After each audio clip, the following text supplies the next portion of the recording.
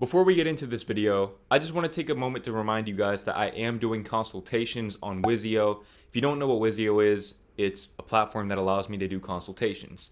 So basically, there are a bunch of different categories for advice, and you go on my Wizio page, you pick whichever category you need help in, and you can get a personalized video advice from me. So the video will be anywhere from 3 minutes to 10 minutes depending on which one you pick, and it'll be confidential, unlike these questions that I'm about to answer for this video right here. And with that being said, the first dilemma is from Wise. I'm sexting a girl and it's my first time ever sexting a girl and I have no idea how to. Okay, I agree with G Cube. He said, here's how. You don't. I 100% agree with that. Me personally, I learned my lesson about sexting. Funny story. So back in the day when I was doing my Tinder Tuesday videos, which we don't really like to speak about those, but when I was doing my Tinder Tuesday videos, I kind of developed that persona and adopted that mindset off camera. And what ended up happening was I would say the most crazy, outlandish stuff to these women, but then I would get with them in person and I couldn't maintain eye contact for more than a few seconds at a time. Now that might not apply to you because you might have authentic confidence and you might have that confidence with women. And if you do, then you can just say whatever's on your mind. But if you know that you don't have confidence with women, and based on this dilemma, I'm assuming that you don't. If you don't have that much confidence with women, you don't really need to be sexting. But if you are going to sext, if you are absolutely 100% dead set on doing that, I would say that you should imply things more than you explicitly state things. Now, this obviously depends on the girl that you're talking to. Some girls prefer you to be more direct and upfront, especially girls that are slow. If they're a little bit slow, then yeah, you probably need to communicate effectively with them as far as what you intend on doing with them the next time you see them in person. But if you know that you're with an intelligent girl, what you can do is you can imply things. You can speak in metaphors, similes, use your literary devices to paint a picture without explicitly stating what you intend on doing. And it creates a lot of sexual tension. Now, like I said, me personally, I don't sext because I feel like that's just something that I don't like to do because I'm not going to be able to match that energy in real life. But if you know that you can do that, if you know that you can back up your talk, then by all means. The next dilemma is from Small Shack. Yo, so I have a dilemma. Basically, around summer 2020, I had this Discord best friend and we were really close to each other. One day, I sent him a pic of my face and he saved it, but I didn't know. About a month or two go by and we get into a big argument. He started leaking my face to big servers and random people. Since then, I haven't properly spoken to him. He also joined a server I'm in about a month ago, pretending to be me, and just made me look bad. But today I spoke to him and he said he's really sorry about what he did and said that he wants to be friends again. I couldn't tell if the apology was sincere, but he said he misses all the fun we had. Now I don't know if I should become friends with him again. A couple months ago, he was still very toxic, but now it kind of seems like he changed. What do you guys think? Should I become friends with him again? Small Shack, I'ma keep it a buck with you. I don't have much context behind you and his friendship, but I don't think I really need it. All I know is that what he did right there, that's something that creates irreparable damage, in my opinion. If I had somebody do that to me, I would completely cut them out of my life. I'm talking about no contact whatsoever. None. I don't want to talk to them. I don't want to see them. I don't want to talk to their friends. I don't want anything to do with them. I don't want to hear their name. Nothing. I personally would cut that person off, not even because of what they did. Well, that's a lie. Yeah, I would cut them off because of what they did. But also, I just feel like the fact that he did that over an argument, all of the things that you guys did, clearly you had a really good friendship if you were calling him your best friend. But the fact that he let one argument make him do something like that. You see, a lot of times you don't know somebody's true character until you get them out of character. And what you have to realize is that when they get out of character, that's when they're getting into character. So that's a side of him. That is a part of who he is, to do stuff like that. Now, if he's changed, that's cool. Maybe he can prove that when he develops new friendships. But based on the things that he did, I'm assuming that he doesn't have that many friends. So hopefully he's learning his lesson. And by you moving on from that situation, you're allowing him to grow in that sense. You're teaching him that lesson. And whether or not he chooses to apply that into his next friendships or whatever other relationships he builds with other people, that is entirely on him. That is not a you problem.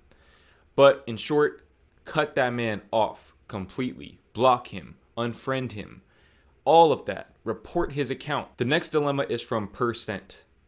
I don't even know how to say this, but I feel lost. Like, I have hobbies and stuff. I also have like a lot of schoolwork and but staying at home has just made me feel lost. I've also had some health issues and stuff to deal with, which have been annoying. Not anything major. I've been in your situation.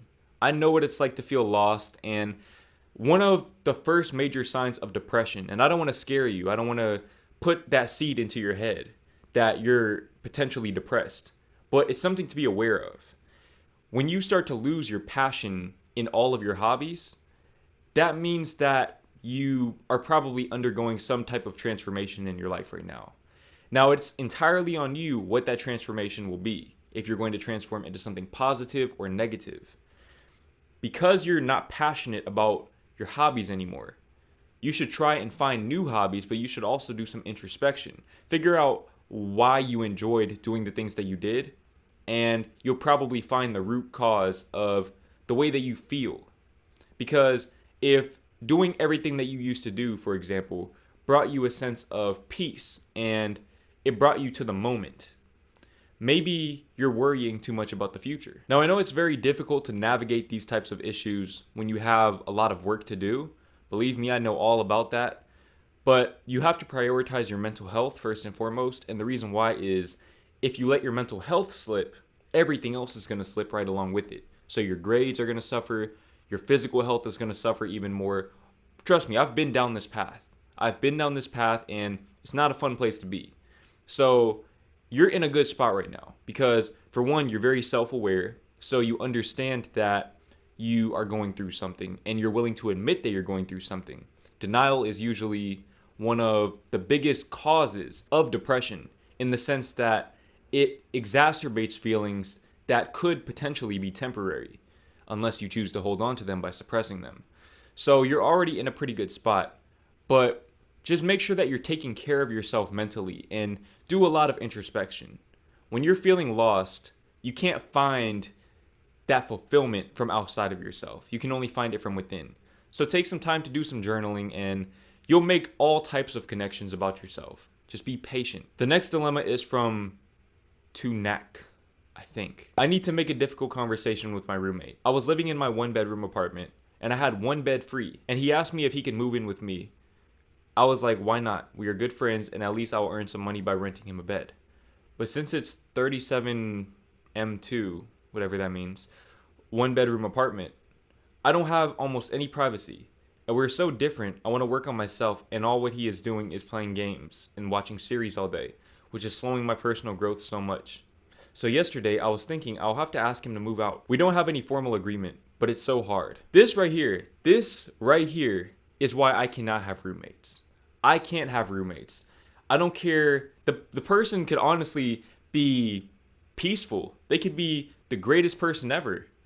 But I need my privacy. I'm very big on privacy. And let this be a lesson for you and to anyone else watching this. When you know you need your privacy, don't put yourself in a compromising position like this if you know you don't have to. Now, with that being said, you just have to be upfront with him. You have to be upfront with him. And if he doesn't respect that, if he doesn't respect that you as a man need your privacy, that's on him. Now, I'm assuming that because you guys are really good friends, he'll probably be okay with it. Or maybe he might be a little bit mad, but ultimately, he'll understand in the long run. Now, obviously, that's not exactly fair to him. Even though you don't have a contractual agreement, it's still not really right. But at the same time, you have to do what you have to do. If you know that you need that space to work on yourself, you need to prioritize that. Now, don't kick this man out. Don't just kick this man out on a 5-day notice. Give him like a month or two to find a new place. But you got to let that man go. You got to tell him like, yo, you don't have to go home, but you got to get out of here. Now, like I said, with me, I've been knowing that I value my quality time by myself and I value my privacy and my space. So that's why I waited until I was in a position where I can get my own space. by myself completely. And some people didn't understand that. Some people didn't understand and probably still don't understand why I'm so adamant about having my own space. And I promise you, with 100% certainty, I put this on everything, that I don't care. I don't care what anyone thinks. I'm gonna do me. I'm gonna have my own space. And to anyone else out there like that, which I'm assuming a lot of people who watch my channel are like that as well, you need to have that same mindset. Don't put yourself in positions like that so that you don't have to put your friends or other people in positions like that. The next dilemma is from KT the Jonin. How do you keep a good streak in life going? I can be on my for like 2 weeks straight and then it all starts falling off. I get lazy and out of line. I need something that sticks and I don't want to slip off anymore. It's funny that you say that because I actually watched a video today from one of my close friends, Bryce Wilson. Shout out to him. And in the video, he talked about finding your why. Find your why. That is a very powerful message and it's going to go over a lot of people's heads. But you're relying on motivation. It's very clear to me that you are relying on motivation to get to that point in life that you want to get to. You can't do that. Motivation will be there sometimes, and the times that it is there, it's going to be a very, very powerful force. It's something that can't be replicated through discipline. But the problem is that motivation won't always be there. Discipline is entirely on you.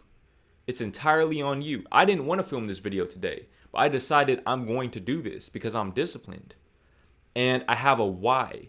The why is what motivates the discipline. The why is what allows you to have that discipline, to make those sacrifices, and to do the things that you don't want to do, and to not do the things that you want to do. To turn down instant gratification in favor of long-term fulfillment. All of that starts with finding your why. Why is it that you want to be successful? What is it that you want out of that process? Figure out your why, and everything else falls into place. The next dilemma is from Raw Mist. I'll make it very short and sweet. I'm working on approaching people and feeling okay with doing so. I understand practice is the only way, so I will. What I need advice on is starting conversations and talking to people you don't know well, especially over text, which is pretty much all we got now because of COVID. Really appreciate some advice. Thanks. Now, I'm not sure where you live, but where I live, COVID doesn't really exist anymore. People are out and about. They're interacting with each other. They don't even wear masks anymore. But if you only have the option of texting people, me personally, I'd rather just spend the time by myself. I hate texting. To me, texting is not a very good way to build genuine bonds with people. Even if you connect with somebody, there's always going to be that barrier. It's kind of like having a pen pal. You can get close to them, but only to a certain extent. I personally think that if you really want to talk to people, you should talk to them. So try to FaceTime people, try to talk to them on the phone. And that's a really great way to practice. I feel like when you're talking on the phone, it's a lot easier to navigate the complexities of conversation just because you don't have to worry about the physical aspects of the conversation. All it is talking. And that's a really good way to work on that. But at the same time, it is good to work on the physical aspects as well. Now, with that, you have to start off small. Baby steps. Baby steps are asking people for directions to places, asking people where the nearest bathroom is, giving random people compliments, saying hi to people as you walk by them. Little things like that will build your confidence up slowly but surely. It won't necessarily give you the greatest conversation skills, but confidence really accounts for about 90% of your conversation skills because most of conversation is energy. Your energy will spill over. It'll carry over into all of the small intricacies of conversation. And if you really want to focus on the details and just talk to people, especially other people who are socially awkward, go to Omegle. That's something that I did. I worked on my confidence as far as talking to people by going on Omegle. And you'll be surprised. You'll be surprised at the types of people you could find on there in both a good and bad way.